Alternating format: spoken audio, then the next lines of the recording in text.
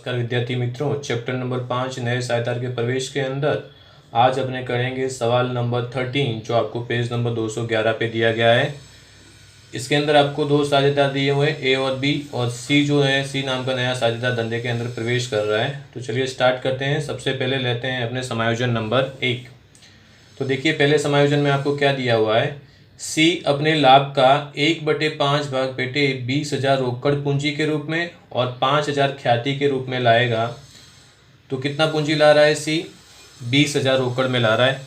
यहाँ विद्यार्थी मित्रों आपको देखना है कि यहाँ पर पूंजी खाता और चालू खाता दोनों दिया है, तो आप यहाँ पे साझेदार का चालू खाता बनाएंगे। और जब आप सवाल के अंदर साझेदार का चालू खाता बनाए तो नए साझेदार की जो पूंजी है वो यदि रोकड़ में ला रहा है तो रोकड़ खाते के उधार तरफ आएंगे और उसकी दूसरी एंट्री अपने आर्थिक चिट्ठे के अंदर ही करेंगे। तो सबसे पहले यहाँ पर पूंजी टाइटल ले देते हैं आर्थिक चिट्ठे में पूंजी दायित्व की तरफ। तीनों साझेदार की पूंजी लिख देते हैं ए, बी और सी। तो ए की पूंजी कितनी है? 75,000। बी की पूंजी आपको कितनी दी हुई है? 25,000। और नया साझेदार कितनी पूंजी ला रहा है रोकड़ में? 20,000। राइट, इन तीनों को प्लस कर दो, 75, 25, 1 लाख और 1,20,000।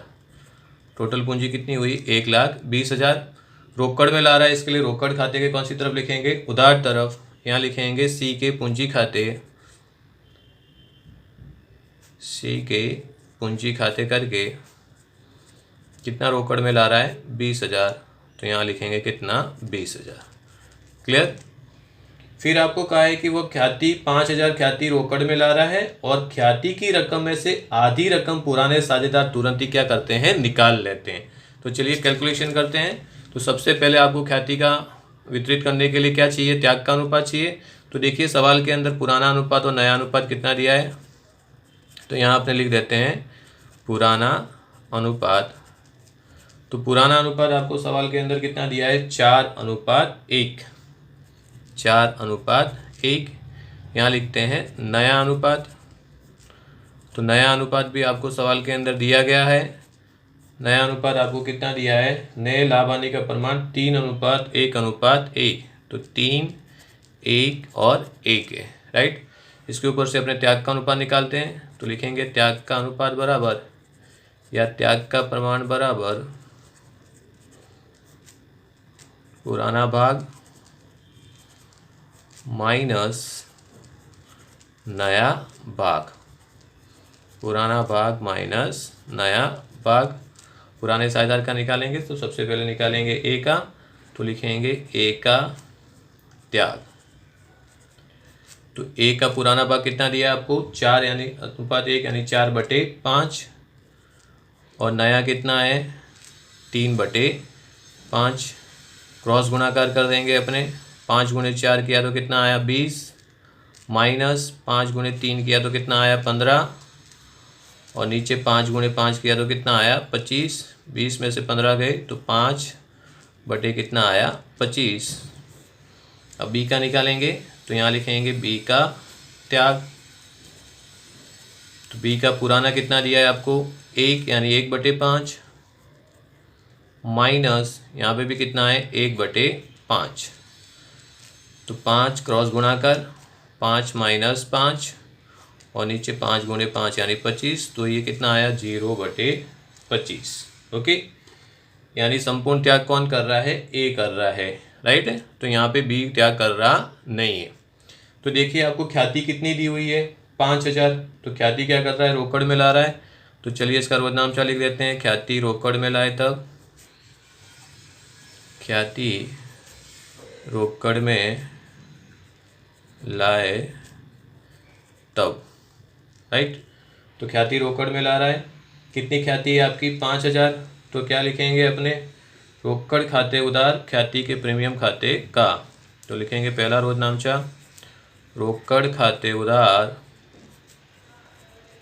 रोकड़ खाते उधार ख्याति प्रीमियम खाते का।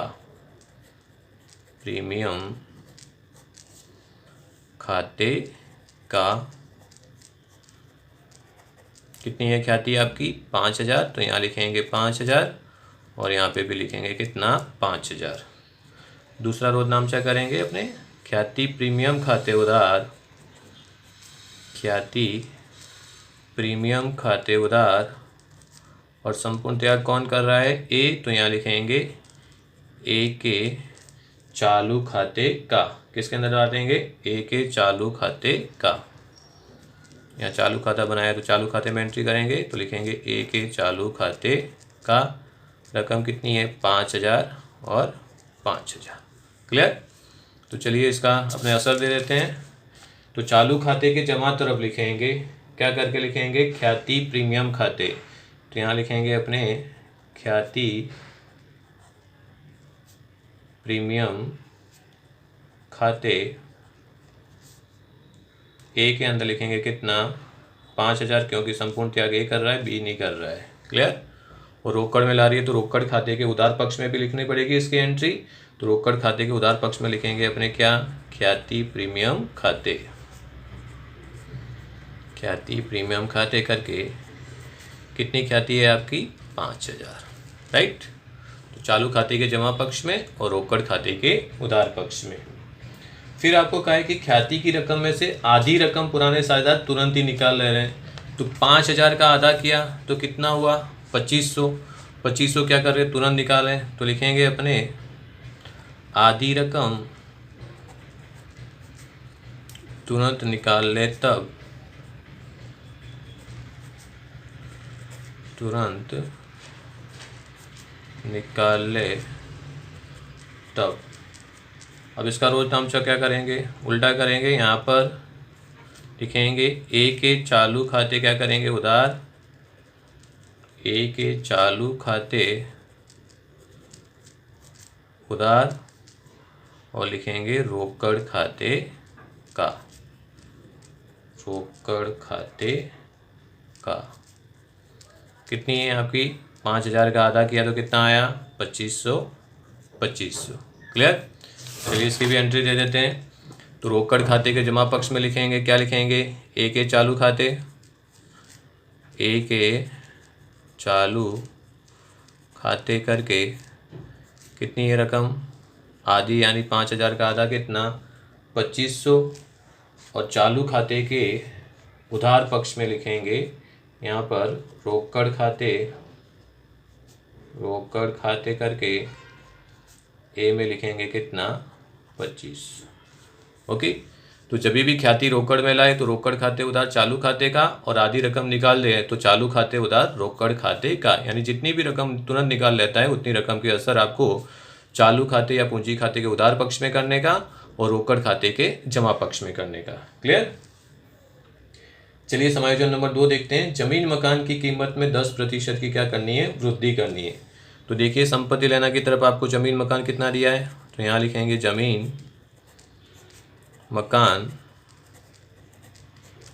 तो जमीन मकान आपको दिया है कितना? 35,000। राइट है? कितनी वृद्धि करनी है? 10%। तो 10% प्लस कर देंगे, वृद्धि को प्लस किया जाता है, तो प्लस वृद्धि 3500। तो ये हो गया आपका कितना? 38,500। ओके? और संपत्ति में वृद्धि तो पुनः मूल्यांकन खाते के कौन से पक्ष में जाएगा? जमा पक्ष में। तो यहाँ लिखेंगे जमीन मकान करके मकान खाते 3500। जितनी वृद्धि हो उसकी दूसरी असर आपको देनी है। क्लियर? उसके बाद आपको लिखा है फर्नीचर और स्टॉक की कीमत में 5% की क्या करनी है? कमी करनी है। तो यहाँ लिखेंगे संपत्ति लेना की तरफ फर्नीचर। तो देखिए अंदर आपको फर्नीचर कितना दिया है? तो फर्नीचर आपको दिया है कितना? 30,000। क्या करनी है? कमी करनी है। तो माइनस करेंगे कमी 30,000 का 5%, 5 या 1,500, माइनस किया कितना बचा? 28,500। इसी प्रकार स्टॉक में भी कमी करनी है आपको, तो स्टॉक भी एंट्री कर लेते हैं। तो यहाँ लिखेंगे स्टॉक। स्टॉक अंदर आपको कितना दिया है? 15,000। कितना प्रतिशत कमी करनी है? 5%। तो स्टॉक का 15,000 का 5% किया तो कितना आया? 750। माइनस किया तो 14,250। अब दोनों कमी है। कमी है तो पुनः मूल्यांकन खाते के कौन से पक्ष में लिखेंगे बेटा? अपने उधार पक्ष में। यहाँ लिखेंगे फर्नीचर खाते। फर्नीचर खाते, यहाँ लिखेंगे स्टॉक खाते। तो फर्नीचर में कितनी कमी हो रही है 1500 और स्टॉक में कितनी हो रही है 750। कमी यानी पूर्ण मूल्यांकन खाते के उधार पक्ष में। क्लियर। उसके बाद समायोजन में आपको क्या दिया है, विनियोग की बाजार कीमत 35,000 है, जो बही में क्या करनी है लिखनी है। अब बही में लिखने का मतलब है उसको आर्थिक चिट्ठे में दर्शाना। जब भी आपको कोई भी संपत्ति बही में लिखना हो, ऐसा कहा हो, तो इसका मतलब उसको आर्थिक चिट्ठे में लिखना। तो आर्थिक चिट्ठे में अपने लिखते हैं विनियोग कितना दिया है, विनियोग कितनी कीमत रखनी है 35,000। तो यहाँ लिख देंगे डायरेक्ट 35,000। क्लियर। अब अंदर देखो आपको विनियोग कितना दिया है, तो अंदर विनियोग आपको दिया है 25,000 और 25,000 का, और यहाँ बही कीमत कितनी है 35,000, यानी 10,000 की क्या हुई वृद्धि। वृद्धि यानी पूर्ण मूल्यांकन खाते के जमा पक्ष में। तो यहाँ लिखेंगे विनियोग खाते कितनी वृद्धि हो रही है 10,000 की, तो यहाँ लिखेंगे 10,000। क्लियर। ओके। जब भी आपको कोई संपत्ति बही कीमत दी हो तो वो आपको आर्थिक चिट्ठे में लिखना है, और जितनी कमी वृद्धि हो उसकी दूसरी असर आपको पूर्ण मूल्यांकन खाते के अंदर करना है। नेक्स्ट समायोजन है देनदारों पर 10% क्या गिनो डूबत ऋण का प्रावधान करो। तो चलिए देखते हैं देनदार कितना दिया अंदर। तो यहाँ लिखेंगे देनदार अंदर की रकम कितनी है 5500।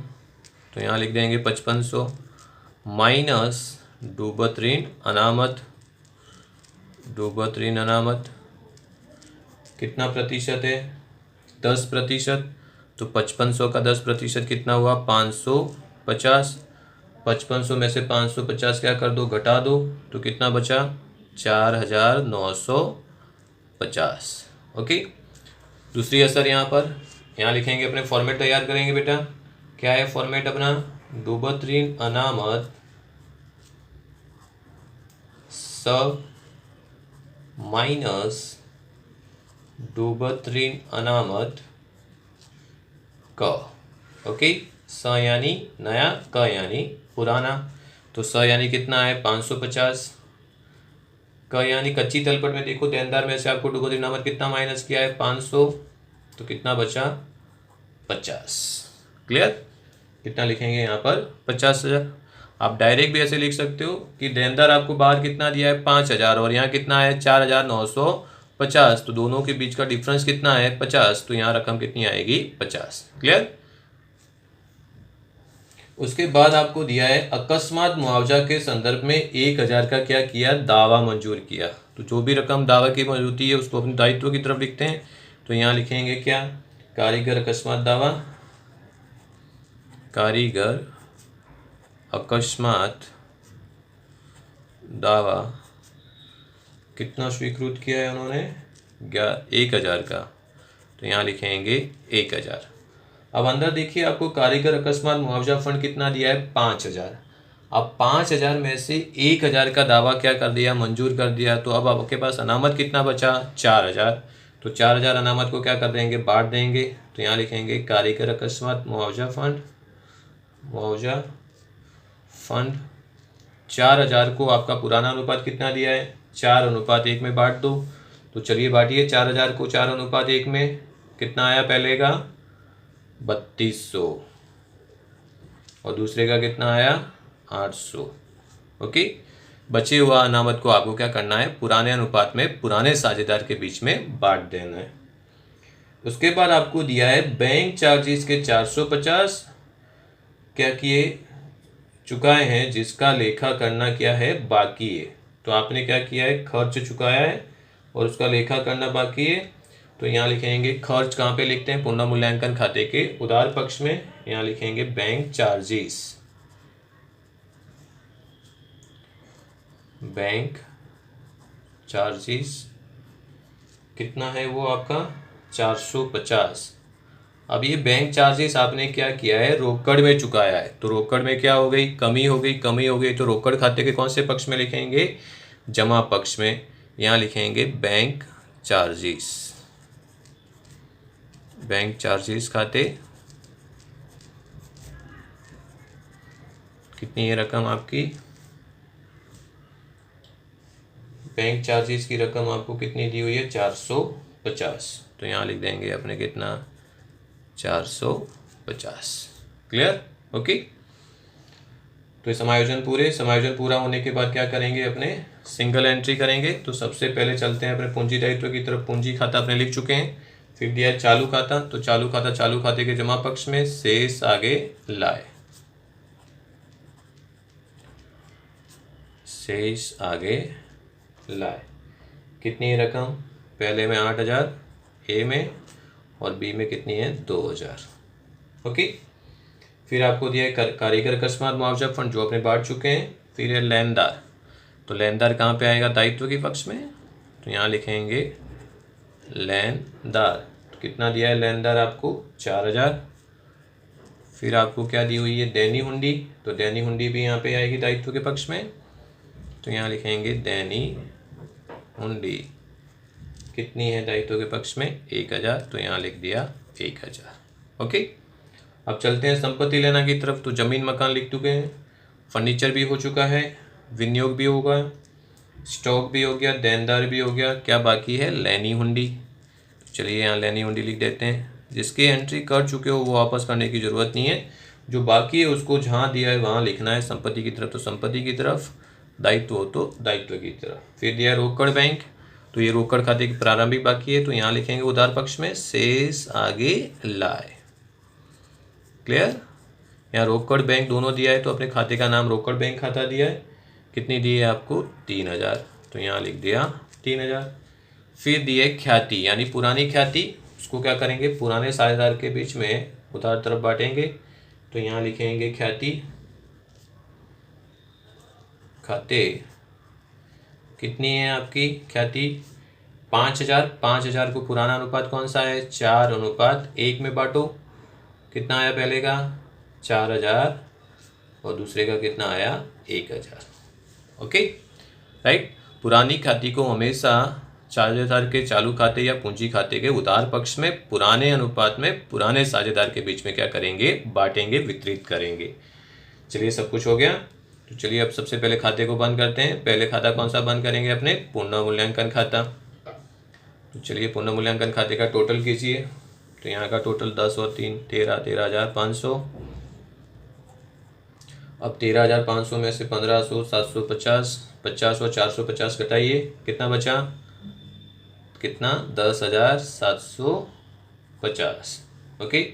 उसको क्या करते हैं, ये क्या आया लाभ, बांट देते हैं अपने किसके बीच में, ए और बी के बीच में। कौन से अनुपात में, पुराना अनुपात कौन सा दिया है 4:1 में बांटिए। चलिए 10,750 को कितना आया पहले का 8,600 और 2,150। क्लियर? अब इसको कहाँ पे ले जाएंगे, अपने चालू खाते के जमा पक्ष में। यहाँ लिखेंगे पुनर्मूल्यांकन खाते। पुनर्मूल्यांकन खाते कितनी रकम 8,600 और यहाँ लिखेंगे 2,150। राइट। चलिए अब क्या करेंगे, पूंजी खाते को बंद, चालू खाते को बंद करेंगे। तो चालू खाते में सबसे पहले अपने ए का टोटल करते हैं। तो ए का टोटल किया तो ए का कितना आया 24,800। अब उसमें से 2,500 और 4,000 माइनस कर दो, कितना बचा 24,800 में से 6,500 घटाया तो 18,300। अब बी का टोटल करो, तो बी का टोटल कितना आया 4,950। अब उसमें से 1,000 घटा दो, कितना बचा 3,950। यहाँ लिखेंगे शेष आगे ले गए, शेष आगे ले गए। ये आपकी आई चालू खाते की बाकी, टोटल लिख देते हैं 24,800 4,950। टोटल के नीचे डबल लाइन कर दीजिए। अब इसको ले जाएंगे अपने कहाँ पर, पूंजी दायित्व की तरफ। टाइटल दे देंगे क्या, चालू खाता।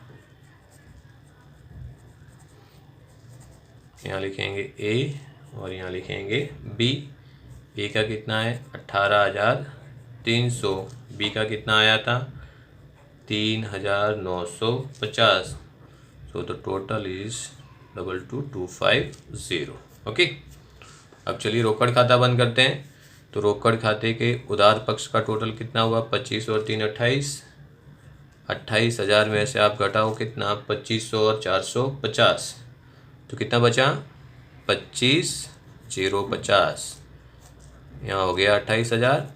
ये आ गई आपकी रोकड़ खाते की अंतिम बाकी, उसको लिखेंगे अपने शेष आगे ले गए। क्या करके लिखेंगे, शेष आगे ले गए।